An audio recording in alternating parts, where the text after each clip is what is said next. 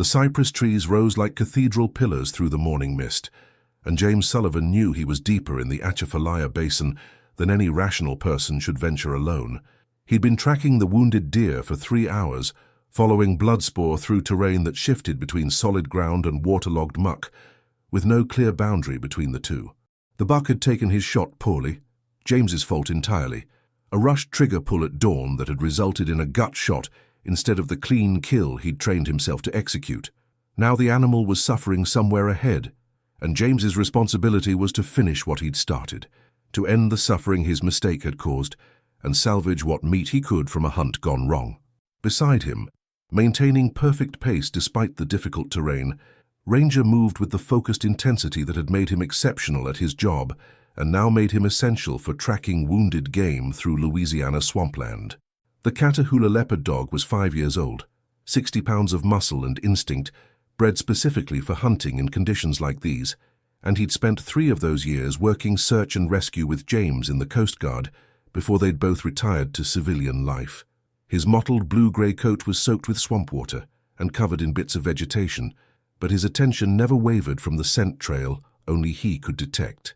James checked his GPS, noted they'd traveled almost 4 miles from where he'd parked his airboat on the basin's eastern edge, and felt the weight of the Kimber 1911 on his hip as reassurance against the various dangers this environment contained. Alligators were the obvious threat, but wild hogs could be equally dangerous when cornered, and the occasional black bear wandered through from higher ground.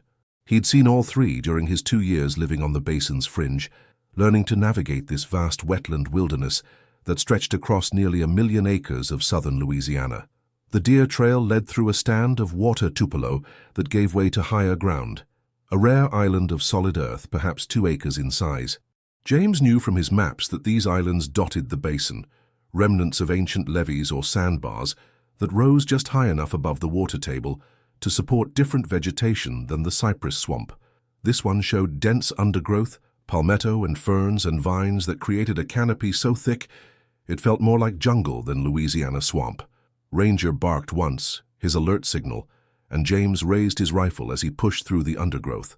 The buck lay 30 feet ahead, still alive but failing, its breathing labored and eyes rolling with pain and fear. James approached carefully, rifle ready for a finishing shot that would end this quickly and humanely, and he'd raised the weapon to his shoulder when Ranger barked again, a different tone, urgent and confused. James lowered the rifle and looked where Ranger was staring, into the dense vegetation beyond the dying deer. At first he saw nothing unusual, just more palmetto and vines and the shadows that marked deep jungle.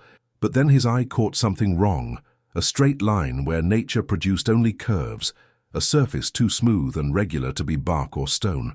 He moved closer, the deer temporarily forgotten, and pushed through the vines to reveal what lay behind them. Metal. A massive section of wing, perhaps 40 feet long, angled upward from the ground at 30 degrees.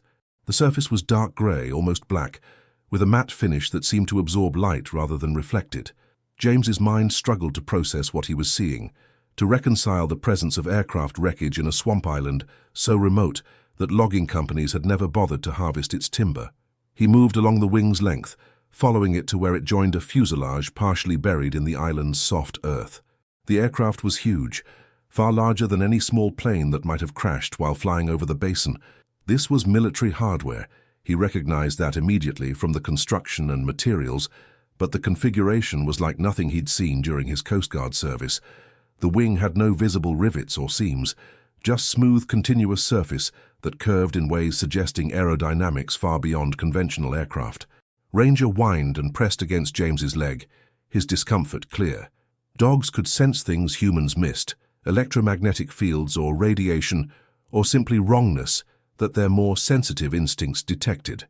James reached down to reassure him, but his own unease was building. This aircraft shouldn't be here. If it had crashed, there should have been search and recovery operations, should have been some official presence. The basin wasn't so remote that a crash of this size could go unnoticed or unreported. He pulled out his phone, hoping for signal despite knowing the basin's coverage was spotty at best.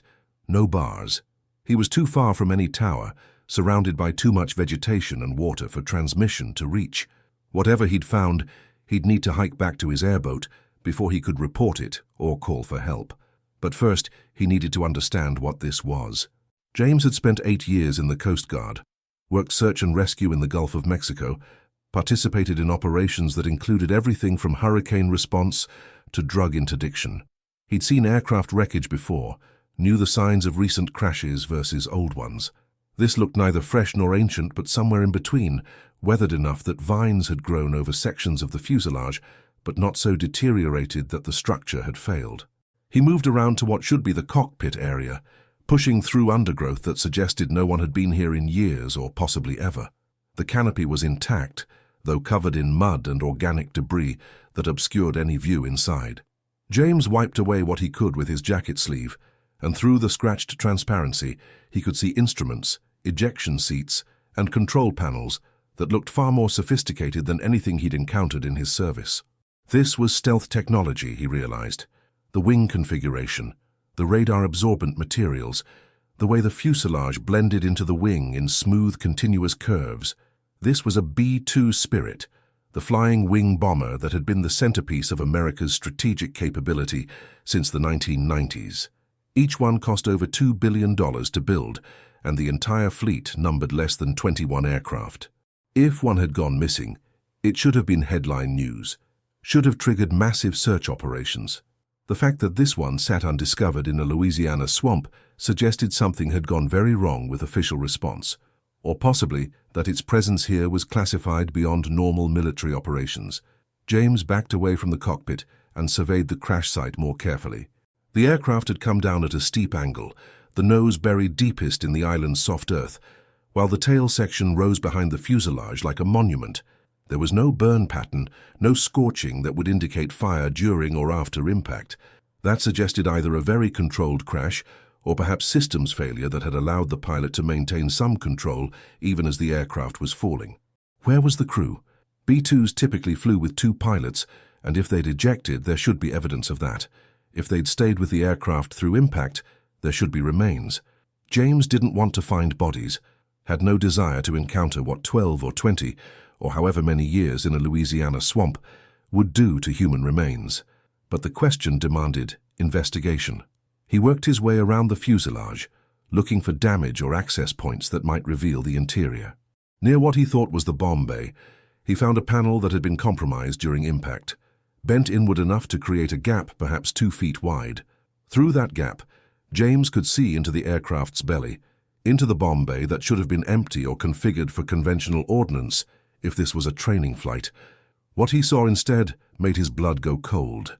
2 objects, each perhaps 15 feet long and 3 feet in diameter, sleek cylinders with fins at one end and nose cones at the other. They were secured in cradles that had partially failed during impact, leaving them tilted at angles that looked precarious. And even in the dim light filtering through the gap, even with mud and organic debris covering much of their surface, James recognized what they were: nuclear weapons. Actual thermonuclear bombs, the kind designed to level cities or destroy hardened military targets. He'd seen photographs and training materials during his service, had participated in exercises that included scenarios involving nuclear materials. These matched those specifications exactly, right down to the access panels and safety systems visible along their casings. James backed away from the gap, his heart hammering against his ribs. This changed everything. This wasn't just a crashed aircraft that needed recovery. This was a nuclear incident, the kind of situation that triggered federal response protocols and probably involved agencies he'd never heard of. 2 nuclear weapons sitting in a crashed bomber in the middle of the Atchafalaya Basin, unguarded and undiscovered for however long this aircraft had been here. He needed to report this immediately, needed to get back to where his phone had signal and call whatever number handled situations like this.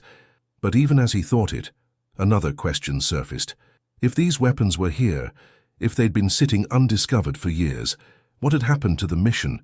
How did a B-2 bomber carrying live nuclear ordnance crash in Louisiana without anyone noticing or mounting recovery operations? Unless they had noticed. Unless recovery had been attempted and failed, or unless the crash was so classified that normal protocols were suspended. The implications made James's skin crawl. He'd served his country honorably, trusted that the systems and procedures existed to handle emergencies exactly like this. But if those systems had failed or been overridden, if this aircraft and its payload had been deliberately abandoned, then James didn't know who to trust with the information he just uncovered. Ranger barked again, pulling James from his spiraling thoughts. The dog was staring at the bomb bay gap, hackles raised and body rigid with alarm. James moved to him, hand on his collar, and that's when he noticed the sound. Faint, almost inaudible, under the ambient noise of the swamp, but present. A clicking, regular and mechanical, coming from inside the bomb bay. James's military training provided the answer before his conscious mind wanted to accept it. That was the sound of an active system, electronics or mechanics still functioning despite years of abandonment. And in the context of nuclear weapons, active systems meant one of two things. Either the safety mechanisms were still engaged and preventing detonation, or something had failed, and the weapons were in an unstable state that could lead to unintended detonation. He pulled out his phone again, checked uselessly for signal that still wasn't there, and made a decision. He'd complete his route back to the airboat as quickly as possible, get to where he could make calls, and report this to every authority he could reach. Coast Guard, local sheriff, State Emergency Management, FBI, whoever would listen and had resources to respond. This was too important to worry about jurisdiction or proper channels. Nuclear weapons required immediate attention from people with expertise James didn't possess.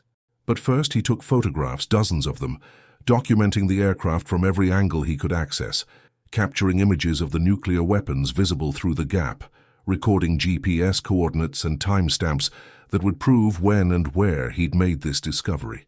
If anyone questioned his story, if officials tried to dismiss or deny what he'd found, he'd have evidence that was harder to ignore than verbal reports.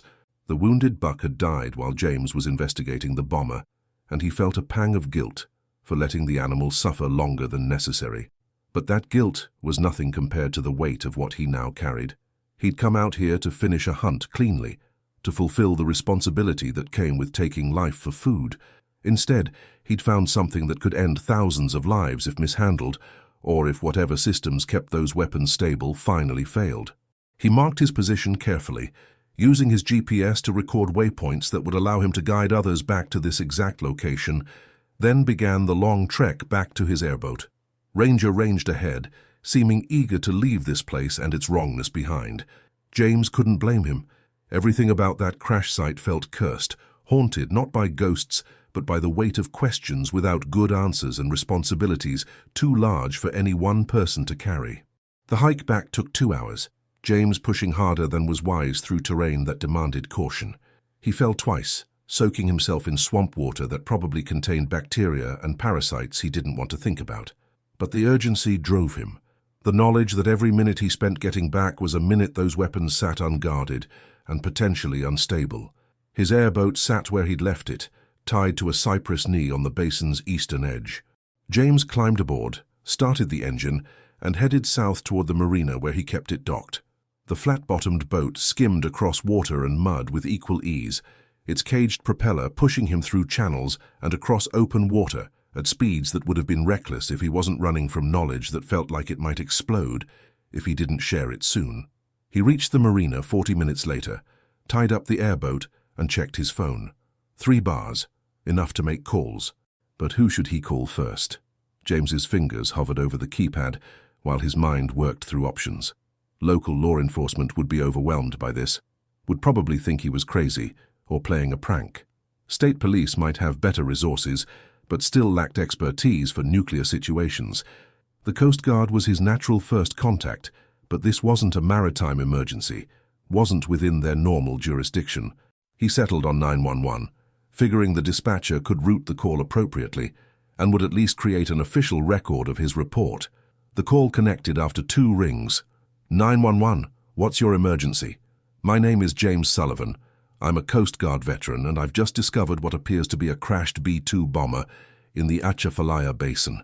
The aircraft is carrying what I believe to be live nuclear weapons, and I think the weapons may still be active. Silence on the line.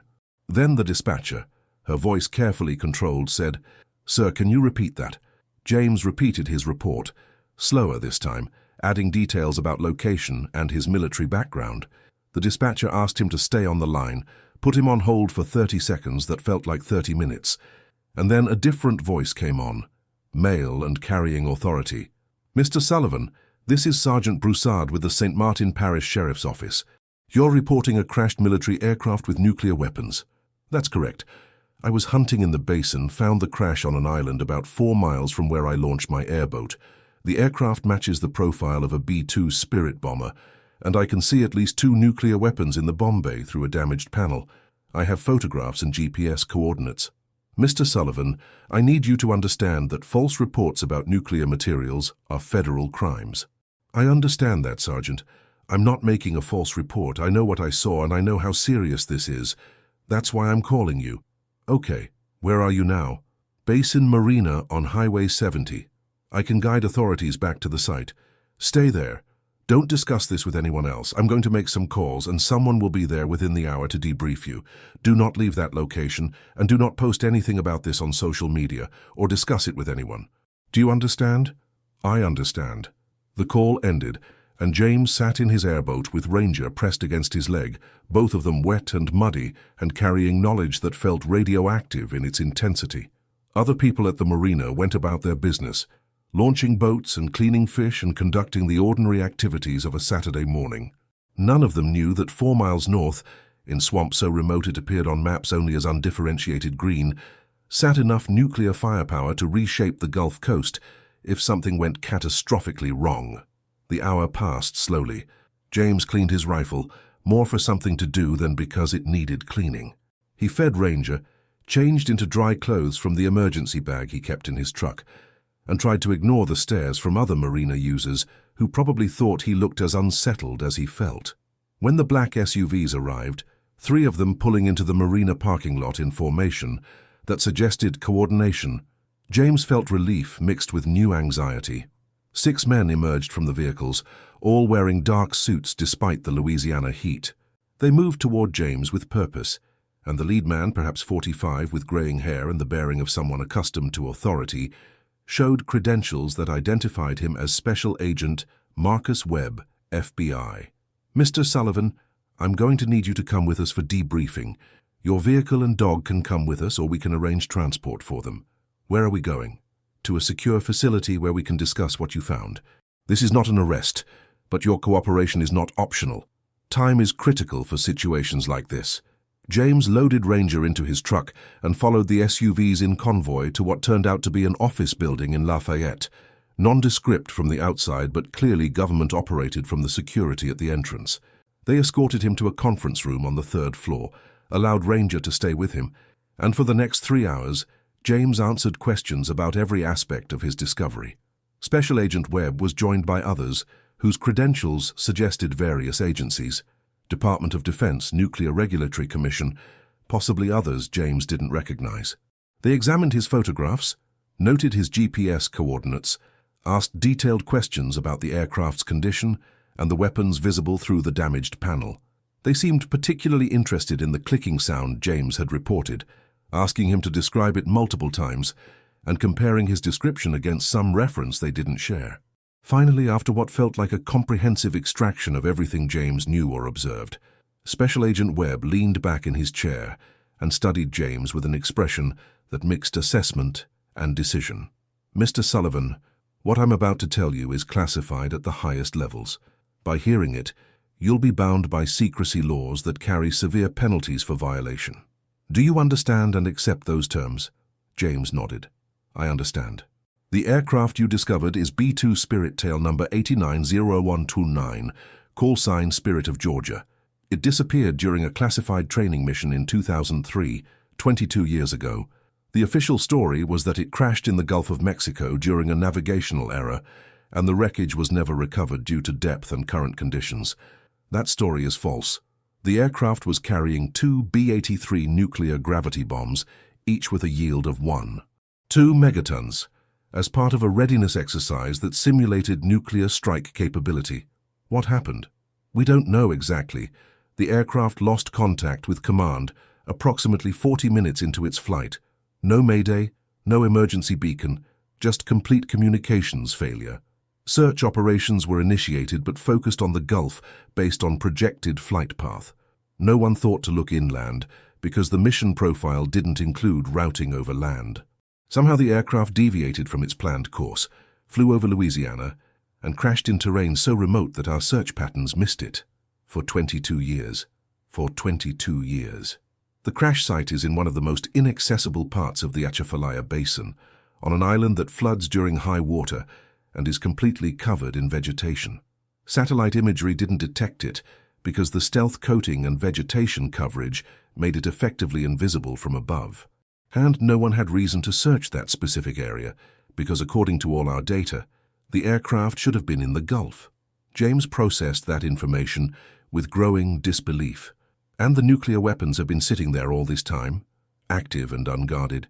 The weapons are designed with multiple safety systems to prevent unintended detonation, but those systems aren't designed to remain active for 22 years in a swamp environment. The clicking you heard is probably a timing mechanism or safety interlock that's still functioning, which is good news. But it also means the weapons aren't in a fully safe state, that something is active that shouldn't be after this much time. What's the danger level? Special Agent Webb exchanged glances with the DoD representative, a woman named Colonel Reeves, who'd been taking notes throughout the debriefing. She spoke for the first time, her voice carrying the calm precision of someone used to delivering bad news. Mr. Sullivan, there are several potential risks. The primary concern is that the weapons' safety systems could fail completely, leaving them vulnerable to detonation through environmental factors or external impact. A 1.2 megaton explosion would devastate everything within a 50-mile radius, cause catastrophic damage to New Orleans and Baton Rouge, and create fallout that would affect half the Gulf Coast. The secondary concern is that the nuclear material could be degrading in ways that make it unstable, that the plutonium cores could be reaching critical mass through corrosion or water infiltration. So we need to secure them immediately. We need to secure them carefully. Rushing in with heavy equipment or aggressive intervention could trigger exactly what we're trying to prevent.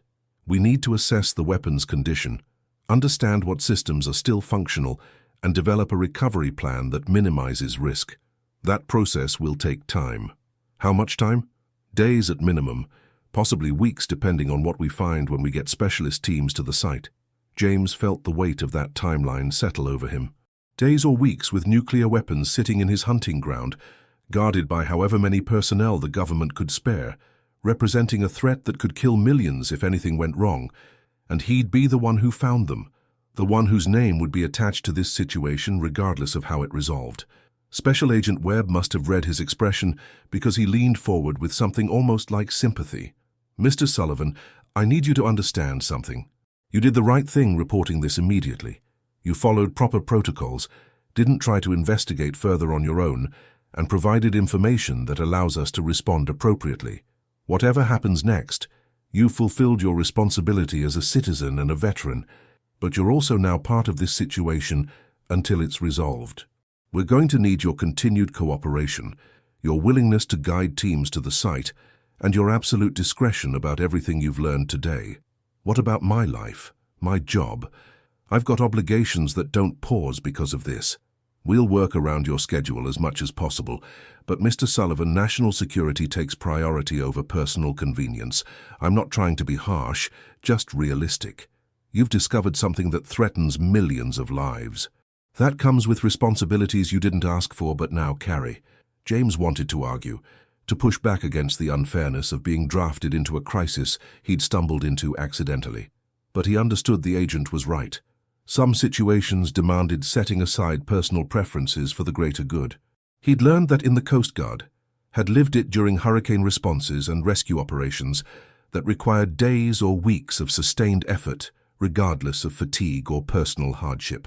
This was the same principle at a much larger scale. "Okay," he said finally. "What do you need from me?" The next hours established protocols and timelines. James would guide a small reconnaissance team to the crash site the following morning, using his airboat and local knowledge to navigate routes that wouldn't attract attention. The team would conduct initial assessment, document the weapon's condition, and begin developing a recovery plan. Larger operations would follow once they understood what they were dealing with and how to proceed safely. James was released around sunset, with strict instructions not to discuss any aspect of what he'd discovered or learned. He drove home with Ranger, both of them exhausted by a day that had started with a hunting error and ended with knowledge of nuclear weapons sitting in Louisiana swampland. His cabin sat on 5 acres bordering the basin's eastern edge, a small structure he'd built himself after leaving the Coast Guard, designed for solitude and simple living. Usually that solitude felt restorative. Tonight it felt isolating, left him alone with thoughts too heavy to carry comfortably. He made dinner without appetite, fed Ranger, and tried to sleep without success. Every time he closed his eyes, he saw those weapons through the gap in the bomb bay, sleek and deadly and wrong in every way that mattered. He'd served his country, had put himself at risk during rescues and storms and situations where death was a real possibility. But he'd never contemplated nuclear weapons, had never imagined that his post-service life would intersect with strategic arms and the decisions they required. Around 3 a.m. he gave up on sleep and sat on his porch with Ranger, watching the basin's darkness and listening to the night sounds that usually brought peace. Somewhere out there, 4 miles north through swamp and cypress and waterlogged islands, sat a crashed bomber carrying enough destructive power to reshape the region. And tomorrow he'd guide strangers back to it, would participate in operations that would probably define how people remembered this chapter of history.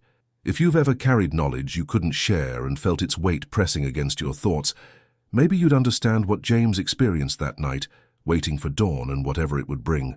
Morning came grey and humid, typical for Louisiana in late October.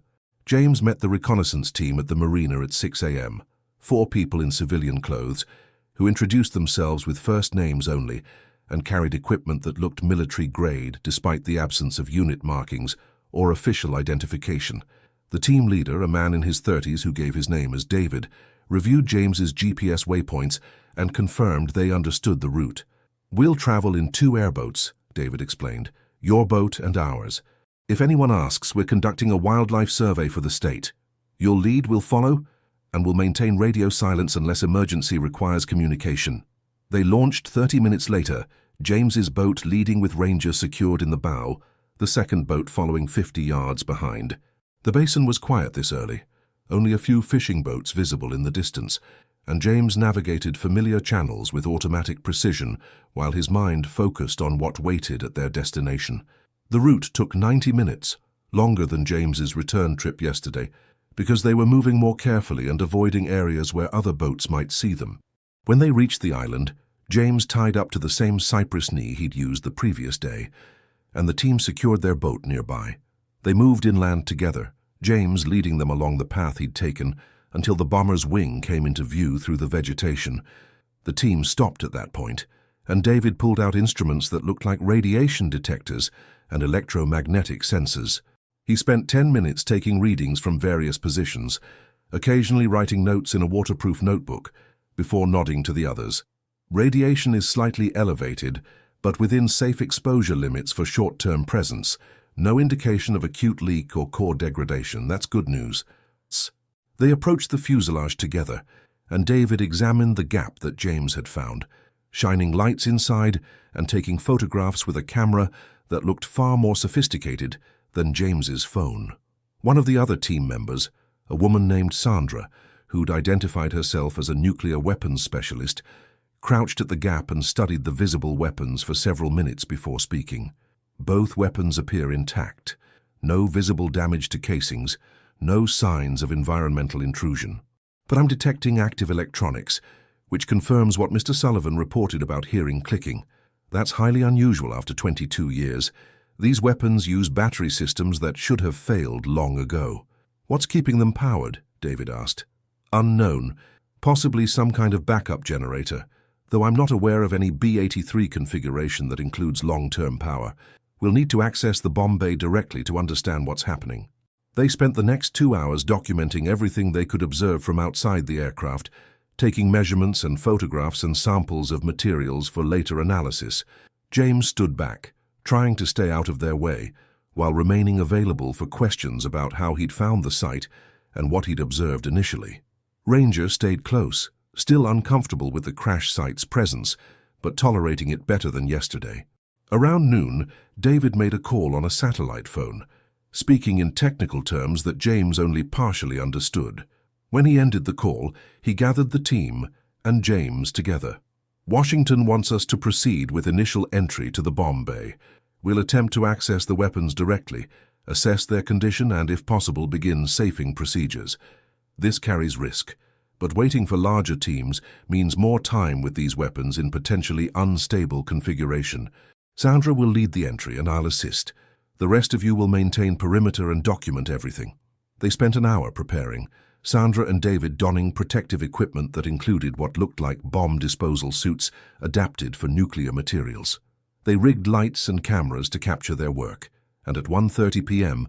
they began carefully widening the gap in the bomb bay, using hand tools to avoid vibration or impact that might disturb the weapons. James watched from 30 feet away, his tension building with each minute that passed. He'd seen ordnance disposal work during his Coast Guard service, had watched EOD teams handle unexploded ordnance recovered from the Gulf or found on beaches after storms. But those were conventional explosives, dangerous but comprehensible. This was nuclear material, weapons designed to vaporize cities, and watching two people in protective suits work inches from them made James's skin crawl. Sandra entered the bomb bay first, her movement slow and deliberate, every action preceded by careful assessment. Her voice came through the radio system they'd set up, narrating what she was seeing for the team recording outside. "I'm at the forward weapon. The safety mechanisms are engaged, but I'm seeing active status lights on the arming panel. This shouldn't be possible after 22 years. Something is providing power, and something is maintaining active status." "Can you identify the power source?" David asked from outside. "Not yet. Give me a minute to trace the connections." The minutes stretched into 5, then 10. James tried to control his breathing, to maintain the calm he'd learned during Coast Guard rescues, when panic would have been counterproductive. But this was different. Rescues had clear objectives and known procedures. This was two people inside a crashed bomber working inches from nuclear weapons that shouldn't be active, but were, trying to understand systems that had been classified for decades. Finally, Sandra spoke again. "I've found it. There's the auxiliary power unit that I've never seen in any B-83 documentation. It looks like it was added after manufacture, possibly as part of whatever classified operation this bomber was conducting. The unit is generating power from radioactive decay, essentially a small RTG like what deep space probes use. That's why the weapons still have power after all this time." "Can you shut it down?" David asked. "I can try, but David, there's something else. The weapons aren't in normal standby configuration. They're armed, not fully, but they've progressed through several stages of arming sequence. If they complete that sequence, they'll detonate." The words hit James like physical impact. The weapons were armed, actively progressing toward detonation, kept just short of final trigger by whatever safety systems still functioned. And those systems had been running for 22 years, metal and electronics subject to corrosion and degradation and environmental stresses they'd never been designed to endure. David's voice stayed calm, though James heard the tension underneath. "What stopped the arming sequence from completing?" "Best guess? The pilots initiated arming as part of their emergency, probably thinking they were going to crash in the Gulf, and wanted the weapons ready for recovery teams to find them in known state. But the sequence requires additional inputs that the pilots couldn't provide after impact, so the weapons got stuck in this partial arm state, waiting for commands that never came. What do you need to safe them?" "More time than I'm comfortable taking in these conditions. David, we need to extract these weapons to controlled environment where we can work on them properly. Trying to safe them here, with limited tools and no backup if something goes wrong, is too risky." "Understood.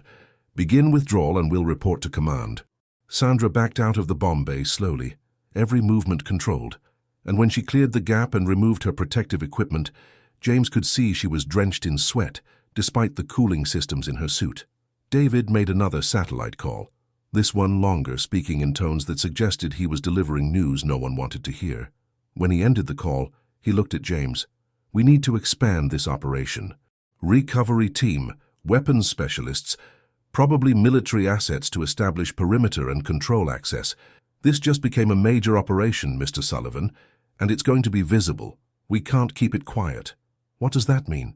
"It means by tomorrow, there will be helicopters and boats and probably media attention asking questions we can't answer honestly. It means your discovery is going public, and you're going to be at the center of attention you probably don't want." "I'm sorry, but there's no avoiding it." James looked at the crashed bomber, at the weapons specialist who'd just spent 30 minutes inches from nuclear weapons that were actively arming themselves, at Ranger, sitting patiently and waiting for commands that would make sense of this situation. He'd come out here to hunt deer, to harvest meat and maintain skills that connected him to the land and gave his post-service life purpose. Instead, he'd found something that would define him for the rest of his life, that would mark him as the veteran who discovered nuclear weapons in the Louisiana swamp. "Okay," he said, because there was nothing else to say, no argument that would change what he'd found or what it required. "What do you need from me?" They evacuated the site late afternoon, both airboats returning to the marina, where James found additional vehicles waiting, more personnel arriving to establish the operation that David had warned was coming. Special Agent Webb was there, along with Colonel Reeves and others James recognized from yesterday's debriefing. They asked him to return to Lafayette for additional questioning, but this time it felt less like debriefing and more like preparation for what would follow. "Mr. Sullivan," Colonel Reeves began, "in approximately 12 hours, we're going to hold a press conference announcing that nuclear weapons have been recovered from a 2003 crash site in Louisiana. We won't provide specific location, won't identify you by name if you prefer privacy, but the story will be public and it will be significant. I need to prepare you for what that means. Tell me. You'll probably be contacted by media, offered money for interviews or exclusive stories. You'll have people claiming you're part of conspiracy theories, others praising you as a hero, some accusing the government of cover-up because we didn't find these weapons sooner. Your life will change in ways that are difficult to predict, but universally intrusive. My advice is to decline all media requests, refer questions to official channels, and maintain the discretion you've shown so far. And what happens to the weapons? We're bringing in a recovery team overnight. They'll establish perimeter, evacuate anyone within 5 miles as a precaution, and begin extraction operations as soon as conditions allow. The weapons will be transported to secure facility for disarmament and study. The bomber will be recovered more slowly, probably over weeks, with analysis to determine what caused the crash and why our search efforts failed to locate it in 2003. And the pilots? Colonel Reeves hesitated, exchanging glances with Special Agent Webb. We found human remains in the cockpit. 2 individuals, presumably the pilots assigned to that mission. They'll be identified through DNA and given proper military burial once families can be notified. Their names were listed as casualties in 2003. Families were told they died when the bomber crashed in the Gulf. This will be difficult for those families, learning their loved ones' remains have been recovered after 22 years. James thought about those pilots, imagining their final moments as their aircraft fell toward Earth, carrying weapons that could kill millions. Had they known they were crashing on land instead of water? Had they tried to safe the weapons? Or had the arming been a desperate attempt to ensure recovery teams would find them? The questions would probably never be answered, lost with the men who died in that cockpit. The press conference happened exactly on schedule the next morning, held in New Orleans to maximize media access while minimizing questions about the specific crash location.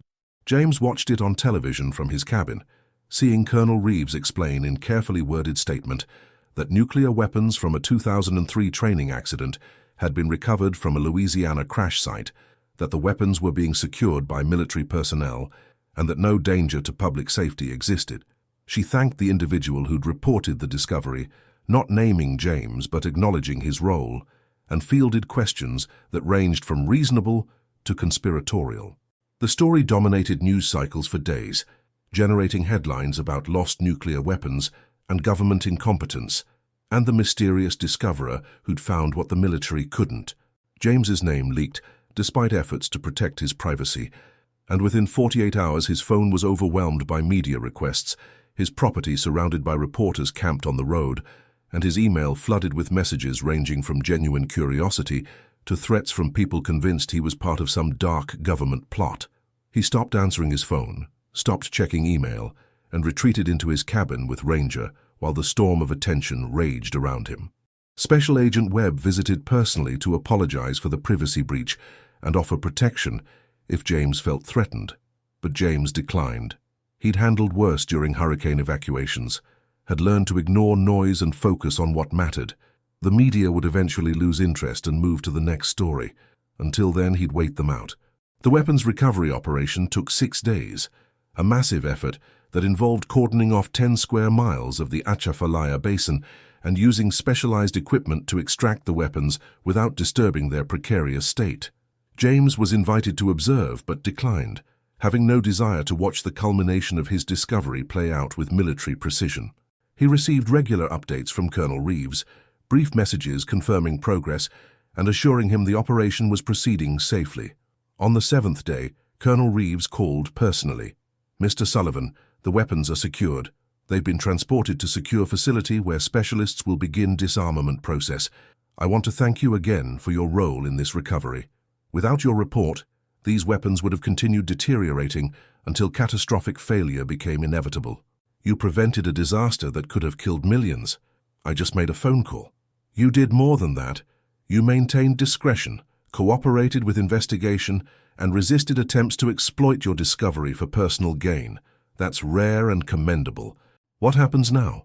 Now we investigate how we missed this crash in 2003, what failures in our systems allowed nuclear weapons to remain unrecovered for 22 years, and what protocols need to change to prevent similar situations. That investigation will take months, possibly years. You may be contacted for additional information or testimony, but your primary obligation is complete." The call ended, and James sat on his porch with Ranger, watching the basin return to its normal rhythms now that the military had departed. The media attention was already fading, replaced by fresher scandals and more dramatic stories. His life was returning to something approaching normal, or at least to the solitude he'd sought when buying this property. But normal felt different now, marked by knowledge that the familiar landscape had contained deadly secrets, that the basin he'd considered his private refuge had harbored weapons capable of destroying everything he knew.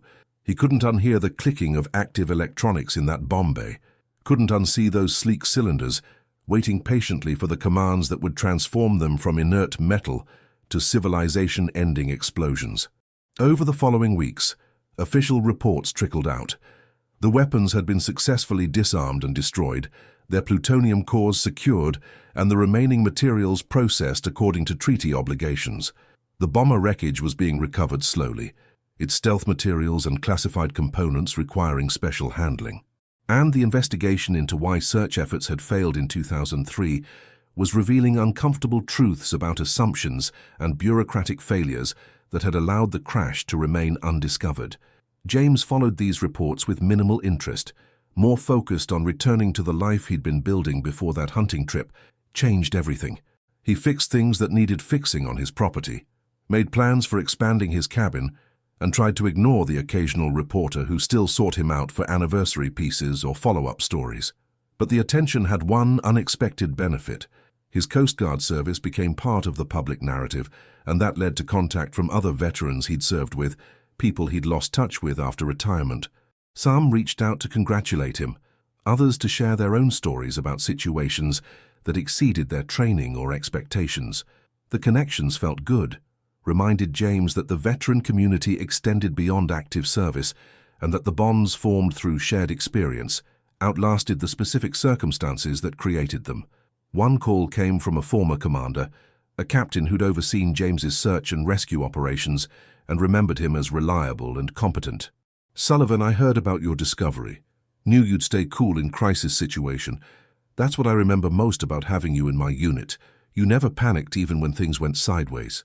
Thank you, sir. Means a lot coming from you. What are you doing with yourself now? Still in Louisiana?" "Still here, small cabin on the basin, doing some hunting and fishing, living quiet. You ever think about coming back to work?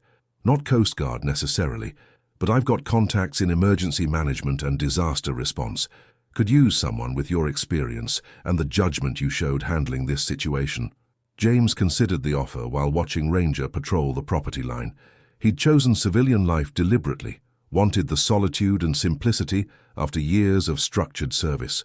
But he also knew himself well enough to recognize that purpose mattered, that having work that contributed to something beyond personal comfort made life feel more meaningful. "Let me think about it," he said. "I'm not ready to jump back into full-time work, but maybe there's something part-time or consultancy-based that would fit. That's all I'm asking. You've got skills that are valuable, Sullivan. Don't waste them sitting on a porch." The conversation ended, but it started James thinking about what came next, what shape his post-Coast Guard life should take now that the initial refuge period had established baseline stability. He'd found nuclear weapons in a swamp, had handled the situation in ways that attracted positive attention from people whose opinions mattered. Maybe that wasn't just random luck. Maybe it was indication that his skills and experience still had application beyond personal use. Ranger's bark interrupted his thoughts, and James looked up to see a vehicle pulling into his driveway. Not a reporter this time, but an official-looking sedan that probably meant government business.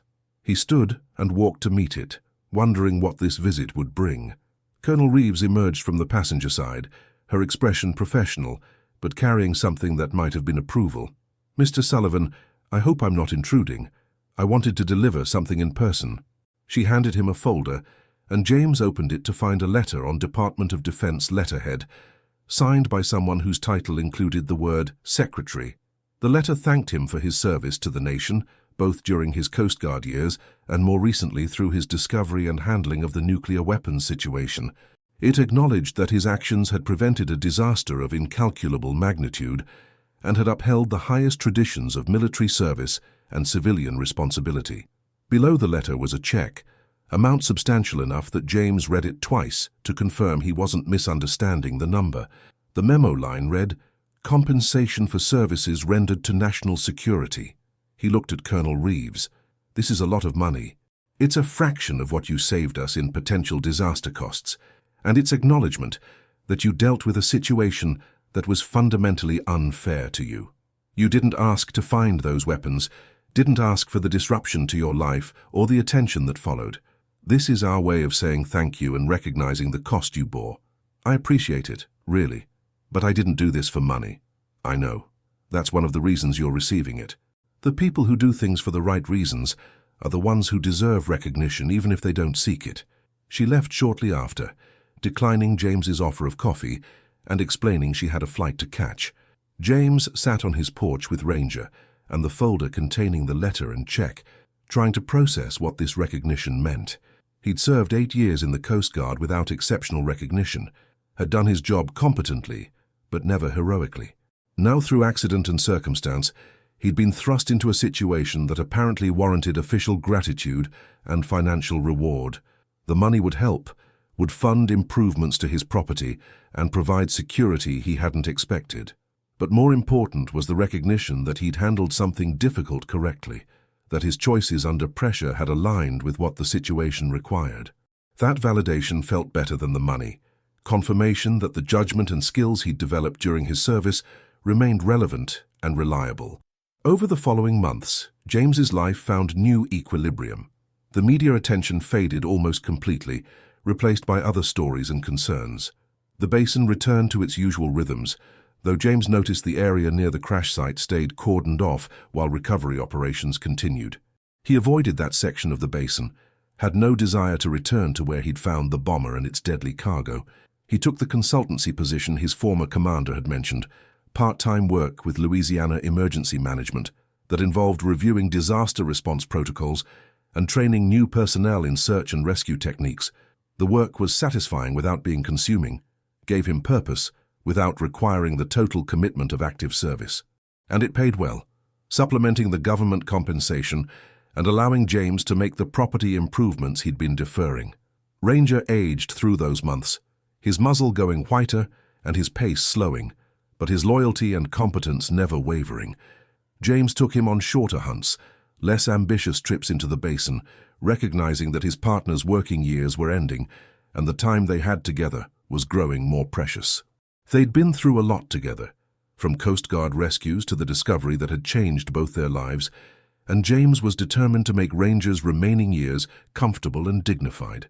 One evening in spring, almost a year after finding the bomber, James sat on his porch and thought about how radically his life had changed from what he'd planned. He'd wanted solitude and simplicity, a quiet existence away from the structure and intensity of military service. Instead, he'd found nuclear weapons in a swamp and become briefly famous for doing the right thing in an impossible situation. His property had been invaded by military operations, his privacy destroyed by media attention, and his plans disrupted by circumstances completely outside his control. But looking back, James couldn't regret how things had unfolded. Yes, It had been difficult and invasive and stressful beyond anything he'd anticipated.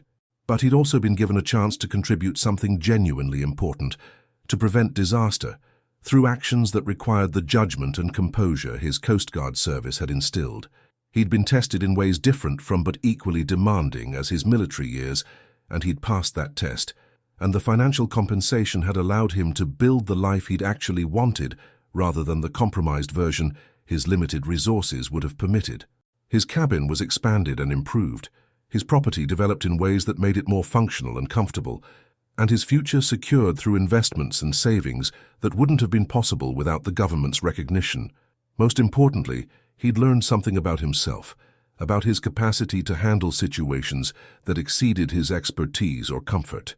He'd discovered that the skills and judgment he'd worried might atrophy in civilian life were actually still sharp, still applicable, still valuable when circumstances demanded them. That knowledge gave him confidence that whatever came next, whatever unexpected challenges his post-service life presented, he'd probably be able to adapt and respond appropriately. Ranger's head lifted from where he'd been dozing, and he looked at James with eyes that had witnessed everything James had, that had shared every moment of their journey together. James reached down to scratch behind his ears, and the dog's tail wagged once, an economical gesture that communicated contentment and trust. "We did okay, didn't we, boy? Found something terrible and made sure the right people handled it. That's not a bad day's work." Ranger huffed his agreement, and they sat together in the evening quiet while the basin's sounds surrounded them and the light faded toward darkness. Somewhere in military archives and nuclear security protocols, James's discovery would be documented and studied for years, lessons extracted about how to prevent similar situations and how to respond when prevention failed. His name would appear in reports and briefings, probably classified but permanent nonetheless, a footnote in the history of nuclear safety and weapons recovery. But for James, the significance wasn't in the archives or the official recognition. It was in this moment, sitting with his dog on land he'd improved and secured, knowing he'd done something that mattered when circumstances demanded it. He'd found nuclear weapons in the Louisiana jungle and kept his head, made the right calls and helped prevent disaster. That was enough. That was everything. The stars emerged overhead, same stars that had guided navigators and warriors and hunters for millennia, indifferent to human concerns but beautiful in their constancy. And the basin stretched out into darkness, vast and wild and holding who knew what other secrets beneath its surface. James had found one of those secrets accidentally, and it had changed his life. But he knew better now than to go looking for others. Some discoveries found you when the time was right, and the wise response was to handle them appropriately and be grateful when they released their hold. If you've ever been in the right place at the wrong time and had to rise to challenges you never prepared for, maybe you'd recognize something of yourself in James's story, in the way ordinary life can suddenly demand extraordinary response, in the way doing the right thing under pressure defines character more clearly than any planned action ever could.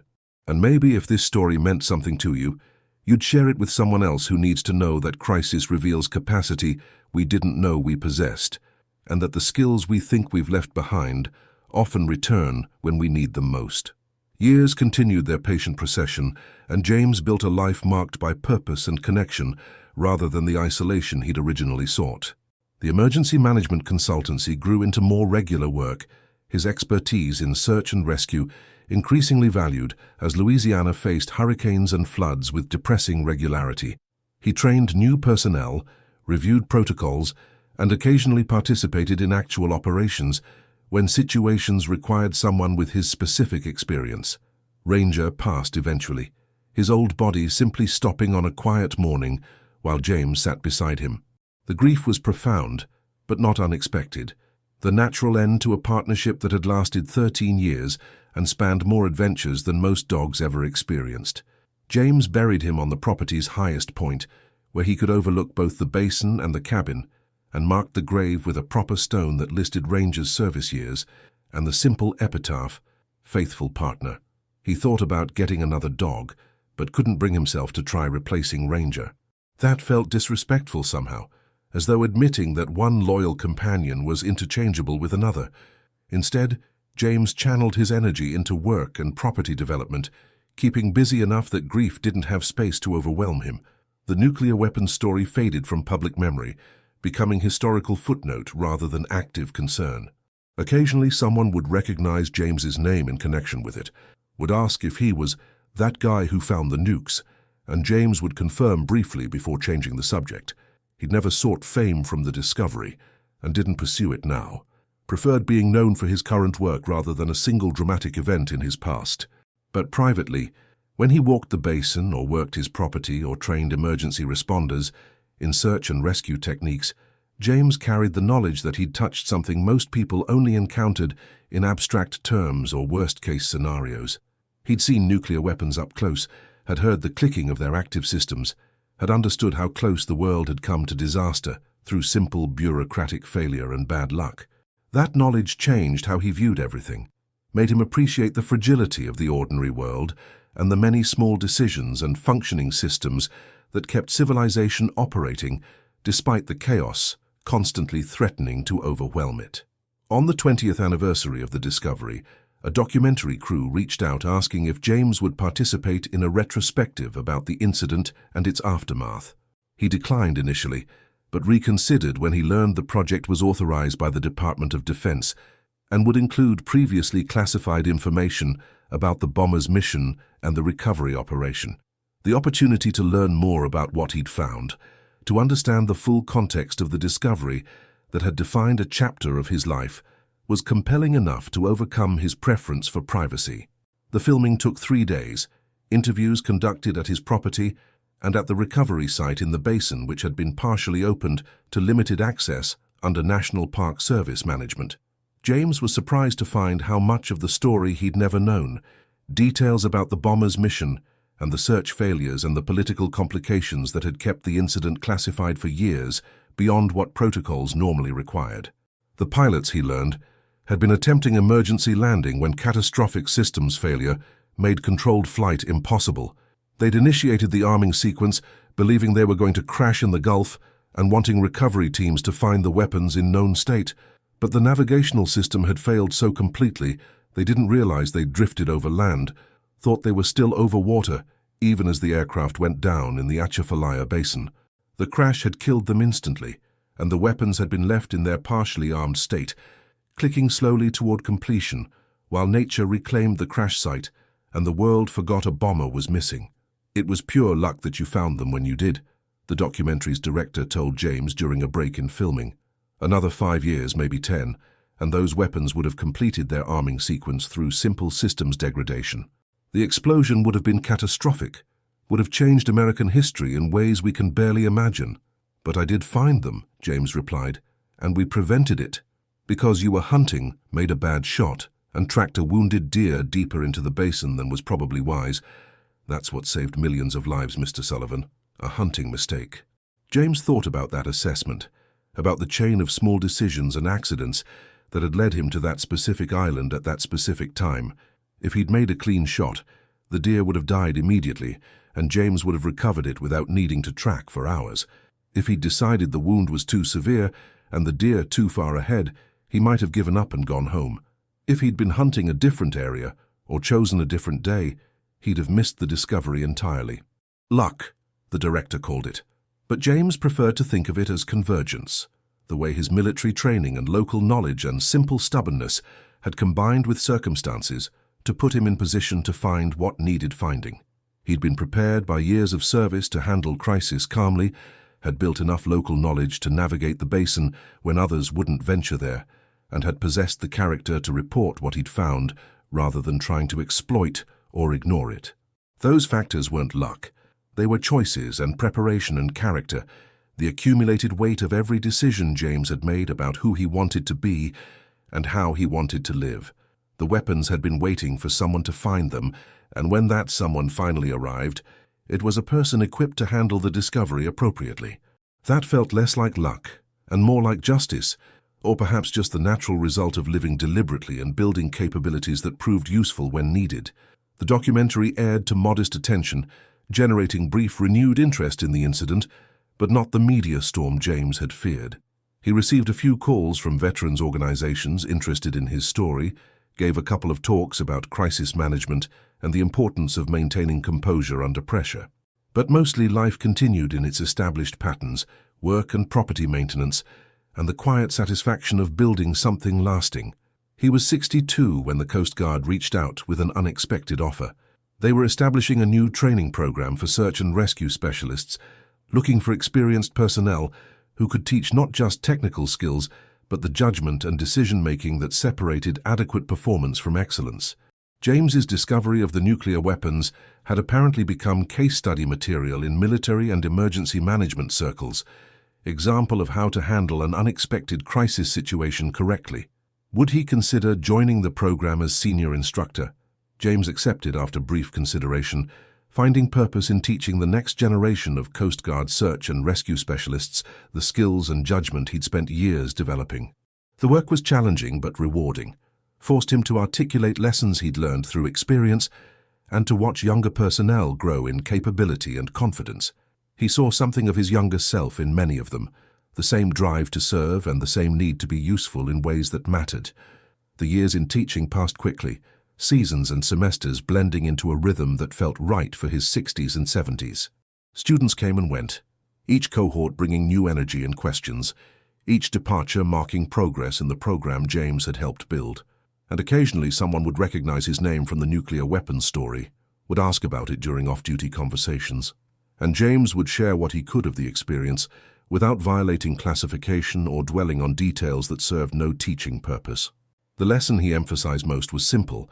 When confronted with crisis that exceeds your training or expertise, remain calm, report accurately, and cooperate with authorities who have resources and knowledge you lack. Don't try to be a hero. Don't attempt to handle things beyond your capacity, and don't let pride or fear prevent you from seeking help. That approach had served him well with the nuclear weapons, had prevented him from making mistakes that could have turned discovery into disaster, and it remained relevant guidance for any emergency situation his students might face. He retired from teaching at 76, body still capable but energy flagging in ways that made daily instruction increasingly difficult. His property in Louisiana called him back, and he returned to the cabin and the basin, and the life he'd built before crisis had expanded his circle beyond what he'd originally planned. But he returned different, shaped by years of service and teaching and the accumulated wisdom that came from living deliberately and responding to whatever challenges presented themselves. The basin had changed too, more accessible now, more developed, less wild than when James had first moved there. But its essence remained, vast wetlands stretching to horizons that looked unchanged from when Caddo and Chitimacha peoples had navigated these waters before European contact. The crash site was marked now, discreet monument acknowledging the incident without providing details that would attract unwanted attention. James visited occasionally, standing at the place where he'd found the bomber and remembering the shock and confusion of that discovery. Each visit reinforced how much his life had been shaped by that single morning, by the choice to track a wounded deer further than wisdom suggested and the discovery that followed. Everything after had flowed from that moment, the government work and teaching position and recognition that had defined his later years. Without that discovery, James would have remained isolated in his cabin, living quietly, but contributing nothing beyond his own survival. With it, he'd become part of something larger, had touched history in ways that outlasted his individual existence, had taught skills and judgment to hundreds of students who would carry those lessons forward into their own careers. The cost had been privacy and control over his own narrative. The benefit had been purpose and connection, and the satisfaction of knowing his life had mattered in ways that transcended personal accumulation or comfort. Standing at the memorial on a spring morning 30 years after the discovery, James thought about the pilots who'd died in that cockpit, about the weapons that had waited patiently to complete their arming sequence, about all the factors that had aligned to create crisis and then convergence. The world had been one bad decision away from losing New Orleans and Baton Rouge and half the Gulf Coast, one systems failure away from disaster that would have killed millions and changed American history fundamentally. But the disaster hadn't happened. James had found the weapons, had reported them correctly, and the right people had responded appropriately to secure them before catastrophe became inevitable. That success was collective, required contributions from hundreds of people across multiple agencies, and years of sustained effort. But it had started with James tracking a wounded deer and having the judgment to recognize when he'd found something beyond his capacity to handle alone. That was the lesson worth remembering, the truth worth carrying forward. Individual capability mattered, but so did knowing its limits and seeking help appropriately. James had been capable enough to recognize the significance of his discovery and humble enough to report it rather than trying to exploit or manage it alone. That combination had made the difference, had transformed potential disaster into success story that would be studied for generations.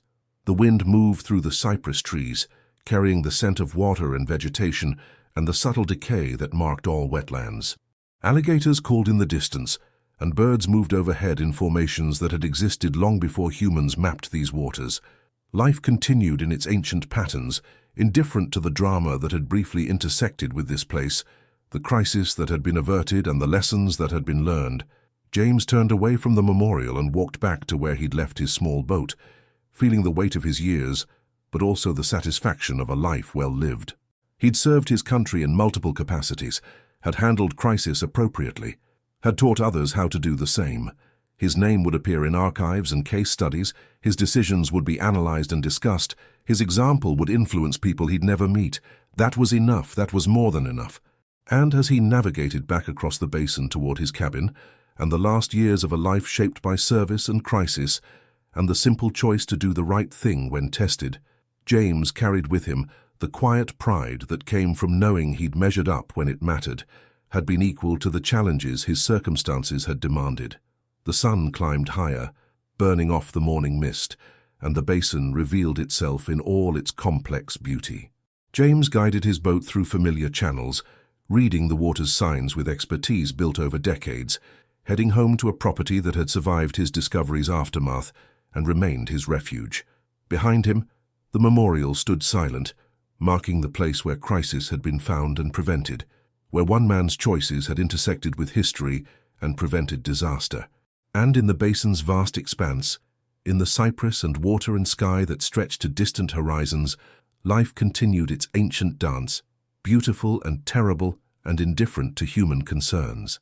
James was part of that dance now, his story woven into the basin's history, his choices echoing forward through time, in ways he'd never fully know but could trust were meaningful.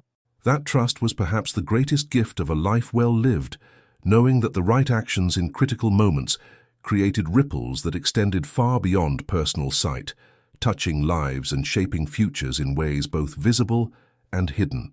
The cabin came into view, solid and familiar, and James felt the deep satisfaction that came from arriving home after journey's end. He'd traveled far in the 30 years since finding those weapons, in experience, if not always distance, had learned things about himself and crisis and the nature of service that would have been impossible to understand without being tested. The testing had been difficult, sometimes painful, often overwhelming, but it had also been formative, had shaped him into someone capable of teaching others and contributing meaningfully to the communities and institutions he'd chosen to serve. He tied up his boat, climbed onto his dock, and walked toward the cabin where he'd spend his remaining years in the peace he'd earned through decades of appropriate response to inappropriate circumstances. The basin would remain, would outlast him, and everyone who remembered his story would continue its ancient rhythms long after human concerns had faded into history. But while he lived, James would remain part of it, connected to this place by the discovery that had changed his life and the choices that had defined his character. And perhaps that was the final lesson, the truth that mattered most. We're shaped by what we find and how we respond, by the choices we make when tested, and the judgment we demonstrate under pressure. James had found nuclear weapons in the Louisiana jungle and made the right choices at every decision point. That success had cost him privacy and simplicity, but had given him purpose and connection, and the knowledge that his life had contributed something genuinely important to the world. That contribution would outlast him, would echo through the systems and procedures and training programs he'd helped build, through the students he'd taught, and the protocols his experience had shaped. His discovery would remain case study material for crisis management and emergency response, example of how individual judgment and appropriate humility could prevent disaster when systems failed and circumstances exceeded normal parameters. And in the quiet of his cabin, In the evening light that painted the basin gold and amber, James Sullivan lived out his remaining days with the peace that came from knowing he'd been equal to what life demanded, had served faithfully in multiple contexts, and had left the world slightly safer than he'd found it. That was enough, that was everything. And it sustained him through all the years that followed, a foundation built from crisis correctly handled and choices appropriately made, proof that character mattered most when tested by circumstances no training could fully prepare you for. The stars emerged over the basin, ancient and indifferent, and James watched them from his porch, while the night sounds surrounded him and the memories played through his mind like film from someone else's life. But it was his life, his story, his legacy. He'd found what needed finding and done what needed doing. That simple truth was worth more than any recognition or reward, was the bedrock on which a meaningful life could be built.